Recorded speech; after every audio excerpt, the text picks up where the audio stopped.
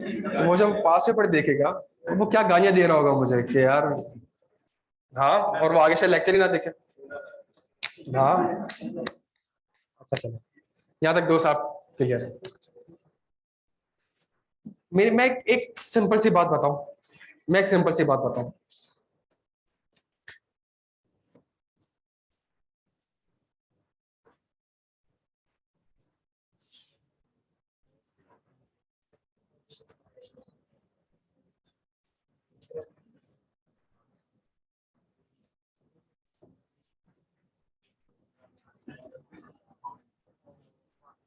Simple, ISA 550 is equal to ISA 315 plus ISA, ISA 550 is equal to planning plus performance. ISA 550 equal to planning plus planning का standard 315 और performance का standard आइजा। ये बात समझ आती है दोस्त, उसको बंद कर दो, यहां देख रहे हैं आप, सही है। अच्छा, आइजा 315 का नाम क्या था? ऑब्टेन, यहां पे लिख लो थोड़ा सा, obtain and understanding of entity and it's including it's internal, और हमें पता था हमारे पास इंटरनल कंट्रोल कौन कौन से, authorisation and segregation of physical control performance. याद आ रहा है प्यारे बच्चे थोड़ा बहुत? इंटरनल कंट्रोल का पर्पस क्या था? ताकि एरर और फ्रॉड को प्रिवेंट कर सके, डिटेक्ट कर सके। और ये अंडरस्टैंडिंग में क्यों ऑब्टेन करता हूं प्यारे बच्चों? अंडरस्टैंडिंग में क्यों ऑब्टेन करता हूं? ताकि मैं ऑडिट रिस्क आइडेंटिफाई कर सकूं। हाँ जी, ऑडिट रिस्क को आइडेंटिफाई भी कर सकूं और जल्दी असेस भी कर सकूं। बच्चों ऐसा ना करें, ये अगर आप कर रहे हैं तो फिर गलत कर रहे हैं। मैं 315 में अंडरस्टैंडिंग क्यों ऑब्टेन करता था? ताकि मैं ऑडिट रिस्क फैक्टर पता चलता था, रिस्क फैक्टर से मैं रिस्क को आइडेंटिफाई करता था और असेस करता था। ऑडिट रिस्क होता क्या था? FS may not be equal to, और असेसमेंट मेरे पास दो किस्म की होती थी, नॉर्मल रिस्क और, ये बात मेरे समझ आती है प्यारे बच्चों? ये बात समझ आती है। और जब मैं परफॉर्मेंस फेज पे मैं क्या करता हूं? ऑडिट प्रोसीजर्स परफॉर्म करता हूं ताकि मुझे क्या ऑब्टेन हो जाए? Sufficient appropriate. आइजा 550 स्टैंडर्ड का स्कोप है। स्कोप क्या होता है नहीं बताऊंगा, आइजा 505 में पढ़ा चुका हूं। आइजा 550 का स्कोप क्या है? स्कोप यह है, ऑडिटर की जिम्मेदारी है with respect to related party. Standard का ऑब्जेक्टिव क्या है? जल्दी, प्लानिंग करनी है और थोड़ा सा और अच्छा बोल दो, रिलेटेड पार्टी के ऊपर रिस्क आइडेंटिफाई करने हैं, रिस्क असेस करने हैं और उन रिस्क के अगेंस्ट ऑडिट प्रोसीजर परफॉर्म करने। थोड़ा सा और अच्छा बोल दो, उन रिस्क के against sufficient appropriate audit evidence obtain करना। ये स्टैंडर्ड का ऑब्जेक्टिव है। मुझे क्या आइडेंटिफाई करना है? मेरे स्टैंडर्ड का पहले मुझे रिस्क आइडेंटिफाई करना है। तो रिस्क आइडेंटिफाई करने के लिए प्यारे बच्चों क्या ऑब्टेन है? गौर से देखे ना प्यारे बच्चों, लेकिन किस चीज की अंडरस्टैंडिंग? किस चीज की understanding? Related party relationship and transactions की। आपको अगर रिलेटेड पार्टी पे रिस्क आइडेंटिफाई करना है तो आपको रिलेटेड पार्टी की अंडरस्टैंडिंग ऑब्टेन करनी पड़ेगी। तो ऑब्टेन अंडरस्टैंडिंग, ये 550 की औकात थोड़ी कि आपको ये बताओ ऑब्टेन अंडरस्टैंडिंग, ये किसकी औकात है? 315 आपसे कहता था obtain the understanding of the entity and it's environment. obtain the understanding of related party relationship and obtain the understanding of the entity and its environment including its, ये जो पूरा बॉक्स आपको दिख रहा है ये 315 ही पढ़ा हुआ है, सिवास लिंक किया है। और जब लिंक किया तो अब सेंस बनेगा आपको चीजों का, अब पता चलेगी चीजें। जब मैं लिख रहा था तो आपको तब क्लिक होना चाहिए था। ये तो जब मैं लिख रहा था तो आपको तब क्लिक होना चाहिए था कि ये तो कहीं पढ़ी नहीं है चीजें। सुनिए मेरी बात, मैनेजमेंट से इंक्वायरी क्या करूं? मैनेजमेंट की जिम्मेदारी क्या है? जल्दी बताएं। To prepare FS in accordance with, to prepare FS in accordance with, क्या मतलब? टू रिलेटेड पार्टी को आइडेंटिफाई करना, अकाउंट फॉर करना एंड डिस्क्लोज करना। क्या डिस्क्लोज करना? जल्दी, नेम, जो आईएफआरएस में लिखा हुआ है उसी के ऊपर तो आपने रीजनेबल एश्योरेंस लेनी है प्यारे बच्चों। Name, relationship transactions. आप मैच से पूछेंगे मुझे अपनी आरपी बताओ, नाम बताओ, उसके साथ क्या रिलेशनशिप है वो बताओ, उसके साथ क्या ट्रांजैक्शंस करी है वो बताओ। क्या यहां तक बात समझ आती है? फिर मैंने कहा क्या आरपी में एरर और फ्रॉड के चांसेस ज्यादा है? जल्दी जल्दी, क्या आरपी में? अच्छा ज्यादा क्यों है मैडम, ज्यादा क्यों है? Audit risk is equal to inherent risk multiply by control risk multiply by, क्या रिलेटेड पार्टी में इनहेरेंट रिस्क ज्यादा होगा? बिल्कुल ज्यादा होगा। क्यों ज्यादा होगा? बिकॉज आरपी के साथ कंपनी बैठ के क्या कर सकती है? फ्रॉड कर सकती है। तो इनहेरेंट रिस्क यहाँ पे ज्यादा है। जब इनहेरेंट रिस्क यहाँ पे ज्यादा है प्यारे बच्चों, तो एरर और फ्रॉड को प्रिवेंट करने के लिए क्या चीज चाहिए होती है? एरर और फ्रॉड को प्रिवेंट करने के लिए इंटरनल कंट्रोल्स। मैं अगली इंक्वायरी क्या करूंगा मैनेजमेंट से? Internal controls. मैं मैनेजमेंट से पूछूंगा यार देखिए आरपी में तो मुझे पता है कि एरर और फ्रॉड के चांसेस, आप बताएं उस एरर और फ्रॉड को प्रिवेंट करने के लिए आपके पास क्या कंट्रोल है? सबसे पहले एरर ये हो सकता है कि आप आरपी डिस्क्लोज ही ना करें। तो बताएं आपके पास क्या कंट्रोल है कि सारी की सारी आरपी के ट्रांजैक्शन का आप किस तरीके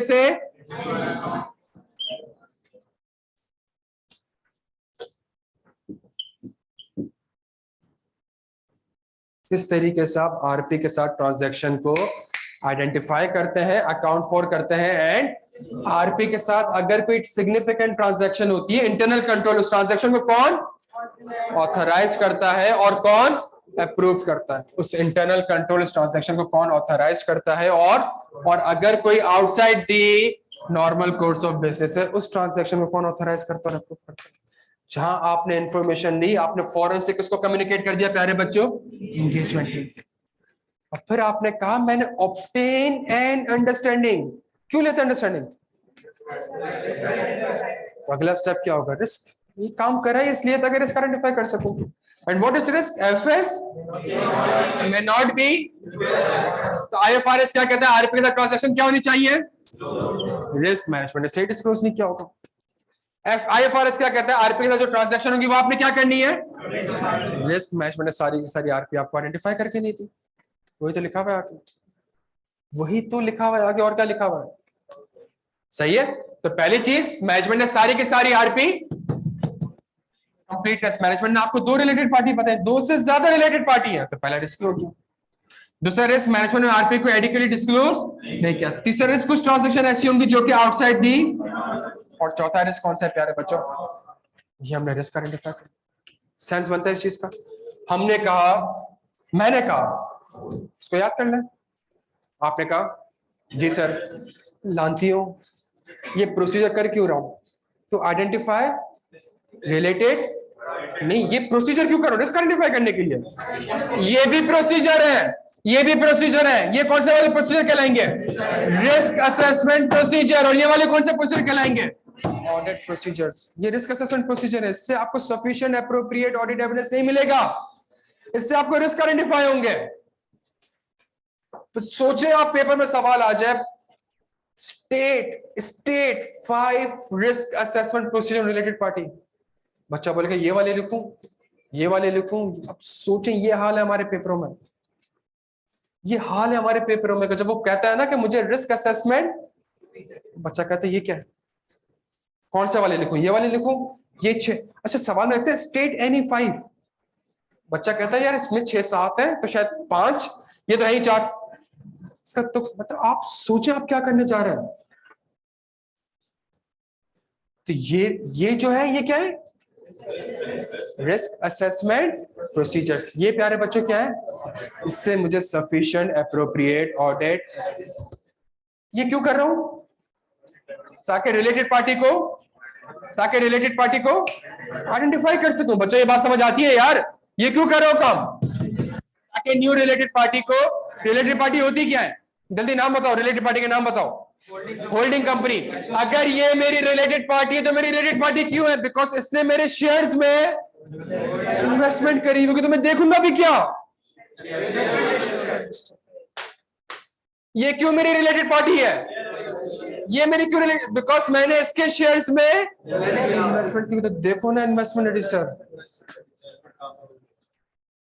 सोच रहे ये बात है, ये बैठ के रट्टे लगा रहे हैं हम। अब जब लॉजिक पता है ना, जिंदगी भर याद रहेगा। मैं ये नहीं कह रहा हूं याद नहीं करो प्यारे बच्चों, लेकिन अगर लॉजिक आपके पता होगी, आपको जिंदगी भर ये चीज याद रहेगी कि आरपी ढूंढनी है तो आरपी है क्या? Holding company. तो होल्डिंग कंपनी क्यों होल्डिंग कंपनी कहलाती है? बिकॉज उसने मेरे शेयर्स खरीदे हैं, तो मैं शेयर होल्डर रजिस्टर देखूंगा कि कोई ऐसी कंपनी का नाम तो नहीं आ रहा जिसके 50% या 50% ज्यादा के शेयर्स आ रहे हैं, या एक ऐसी कंपनी दिख गई जिसके 25% शेयर्स आ रहे हैं। मैं कहूंगा भाई ये तो कौन है? ये तो एसोसिएट, और एसोसिएट का नाम तो मैनेजमेंट ने मुझे बताया नहीं, तो मैंने रिलेटेड पार्टी आइडेंटिफाई करी। क्या तक बात समझ आ रही है? जो डायरेक्टर्स वगैरह भी कंपनी के होते हैं उनसे मैं स्टेटमेंट लेता हूं, कॉन्फ्लिक्ट का स्टेटमेंट लेता हूं। क्या स्टेटमेंट ऑफ कॉन्फ्लिक्ट लेता हूं? कि भाई आप मेरी भी डायरेक्टर है, आप उस कंपनी के भी डायरेक्टर है, तो आप लिख के दे कि कोई भी कॉन्फ्लिक्ट ऑफ इंटरेस्ट आएगा तो आप उसको डिस्क्लोज करेंगे। तो मैं स्टेटमेंट, तो मुझे पता चल जाता है ये डायरेक्टर बाकी कंपनीज में भी डायरेक्टर बैठा हुआ है। क्या तक बात सब? और बाकी जाहिर सी बात है बैंक की कंफर्मेशन, लीगल कंफर्मेशन, इनवॉइसेस वगैरह से आपको रिलेटेड पार्टी के साथ ट्रांजैक्शंस आइडेंटिफाई हो सकती है। ये बात समझ आती है प्यारे बच्चों? मैडम ये आप क्लियर है इस चीज के ऊपर? ये प्रोसेस के ऊपर क्लियर है? दूसरा रिस्क आउटसाइड दी, आप खुद कह रहे हो कि यार मैनेजमेंट ने जो ट्रांजैक्शन करी मैनेजमेंट का बिजनेस नहीं है, तो मैं फॉरेन से क्या उठाऊंगा? फॉरेन से एग्रीमेंट देखूंगा कि एग्रीमेंट में क्या लिखा हुआ है, किस तरह से ट्रांजैक्शन करिए। जैसे ही मैं एग्रीमेंट पढ़ लूंगा ना पूरा, मैं सबसे पहली चीज क्या इवैल्यूएट करूंगा कि इसका बिजनेस रैशनल क्या है। क्यों business rational? Because transaction normal course of business नहीं है, outside the normal course of business है। क्या तक बात समझ आती है? उसके बाद जाहिर सी बात है जब ये transaction outside the normal course of business है, तो आपने मैनेजमेंट से इंक्वायरी तो कर ही चुके ऑलरेडी कि कोई outside the normal course of business है। तो जो मैनेजमेंट ने आपसे कहा था और जो लिखा हुआ है, क्या वो दोनों आपस में कंसिस्टेंट है भी कि नहीं? जो टर्म्स एंड कंडीशन एग्रीमेंट में लिखी हुई है और जो मैनेजमेंट से इंक्वायरीज आपने करी थी, दोनों आपस में कंसिस्टेंट? जो एग्रीमेंट में लिखा हुआ है क्या उसको डिस्क्लोज वैसा ही क्या है कि नहीं? क्या तीसरी सबसे इंपॉर्टेंट चीज। चौथी, ट्रांजैक्शन क्या है? आउटसाइड दी, तो क्या उसको ऑथराइज्ड और अप्रूव किया। तीसरा रिस्क, आरपी की ट्रांजैक्शन मैनेजमेंट ने बताई है आपको, लेकिन उसको एडिक्वेटली डिस्क्लोज नहीं करे, तो आप रिलेटेड पार्टी को कंफर्मेशन भेज देंगे, बीच में कोई ब्रोकर इन्वॉल्व होगा उसको कंफर्मेशन भेज देंगे, और आरपी के ऑडिटेड क्या बात समझ आती है प्यारे बच्चे? जहां आपने ये काम करा तो ऐसा हो सकता है कि आपको कोई न्यू रिलेटेड पार्टी, और आपने सारे काम करने। प्यारे बच्चों ये सारे काम वही तो हैं जो पीछे पड़े हैं।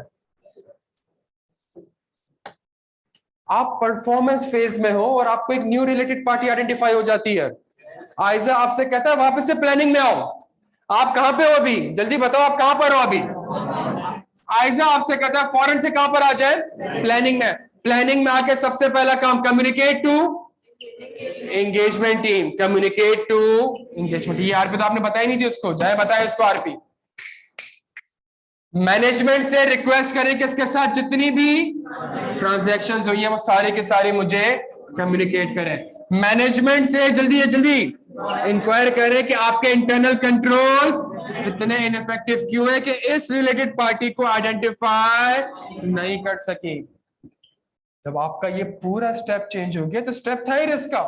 आपने रिस्क असेसमेंट को रिवाइज करें, अपने रिस्क असेसमेंट को रिवाइज करें और उसके अगेंस्ट मजीद ऑडिट प्रोसीजर्स परफॉर्म करें। और अगर आपको लगता है मैनेजमेंट ने जानबूझ के आपको नहीं बताया तो फ्रॉड के इंप्लीकेशंस।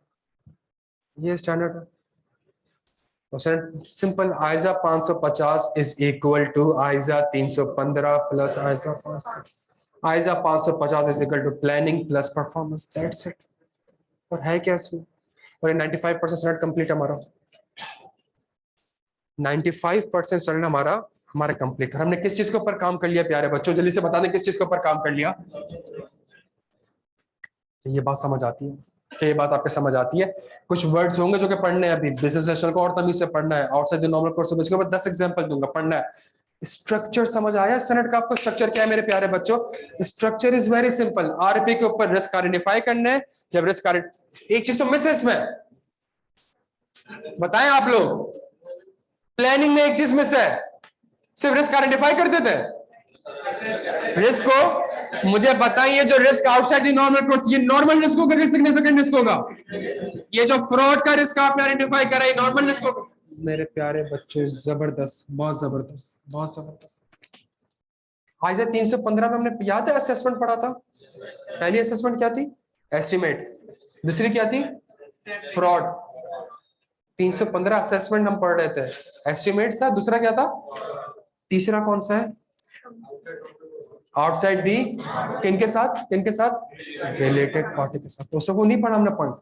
और क्यों नहीं पढ़ा? बिकॉज हमने आरपी अभी तक नहीं पढ़ा होगा। तो जो चीज मैं आपको नहीं पढ़ा रहा, खुदा का वास्ता है आपने खुद से नहीं पढ़नी। जितना मैं आपको पढ़ा रहा हूँ सिर्फ आपने उतना पढ़ना है प्यारे बच्चों। ये जो क्विज़ेस वगैरह दे रहा हूँ आपने वो करना है। जो क्लास आप सोचें जिसकी ये क्लास मिस हो गई ना, उसकी अगली 4 क्लासेस में से समझ ही नहीं आएगा उसको कर क्या रहे हैं, सवाल ही पिक नहीं होगा उससे। जब तो मैं आपसे हल्फन कहता हूँ, एक एक लाइन का सवाल है फाइनल का, एक लाइन का कितने नंबर? 13 नंबर। कितने नंबर? 8 नंबर। और मैं हल्फन आपसे कहता हूँ कि वो मुझे आप सॉल्व करके दिखाओ। किताब आपके सामने होगी, ओपन बुक पॉलिसी है।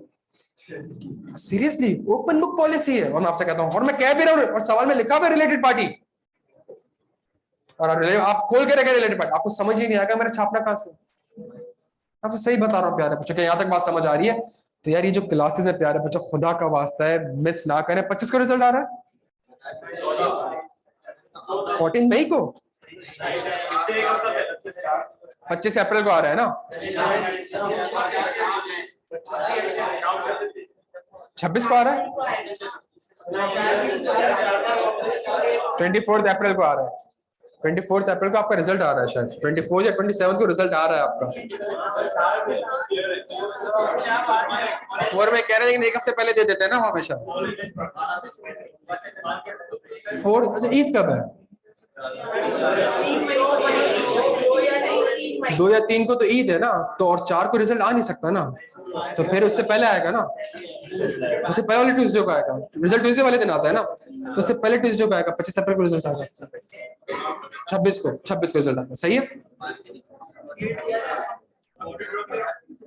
आप कर दे ड्रॉप, मुझे क्या यार, आपकी आपसे ये ड्रॉप कर दे। डन हो गया भाई, मुझसे क्यों पूछ रहे हैं यार कि ऑडिट ड्रॉप करें या करें, जो करना करें। डन हो गया प्यारे बच्चों, यहाँ तक ये बात समझ आती है आपके? ये बात समझ आती है आपके? ये स्टैंडर्ड का एक स्ट्रक्चर बन रहा है। अब स्टैंडर्ड का एक स्ट्रक्चर मुझे समझ आ रहा है। और हमेशा याद रखिएगा प्यारे बच्चों, हमने पहली क्लास में कहा था कि ये जो 5 एलिमेंट्स हैं, ये हमारे हर क्लास में हम इसको डिस्कस कर रहे होंगे। इसी 5 एलिमेंट से हमारे स्टैंडर्ड कवर हो रहा था। आपकी जिम्मेदारी है to obtain sufficient appropriate audit. Management की जिम्मेदारी है to prepare FS in accordance. इसी डायग्राम से मुझे पता चलेगा व्हाट इज ऑडिट रिस्क। इसी डायग्राम से मुझे पता चल रहा है कि जो रिलेटेड पार्टीज है क्या, मुझे उसका क्या ऑडिट प्रोसीजर परफॉर्म करना है। क्या ये बात समझ आती है प्यारे बच्चों? जबरदस्त। अब वो सवाल पढ़ा